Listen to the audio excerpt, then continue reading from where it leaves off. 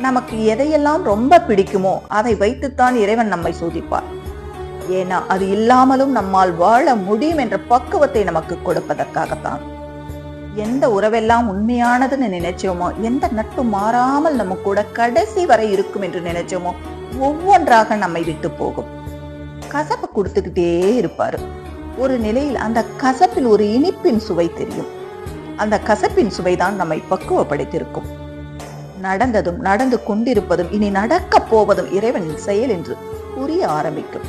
நமக்கு எதெல்லாம் ரொம்ப பிடிச்சதோ அதன் மீது பற்று இல்லாமல் போகும். இறைவனின் மீது பற்று அதிகமாகும்.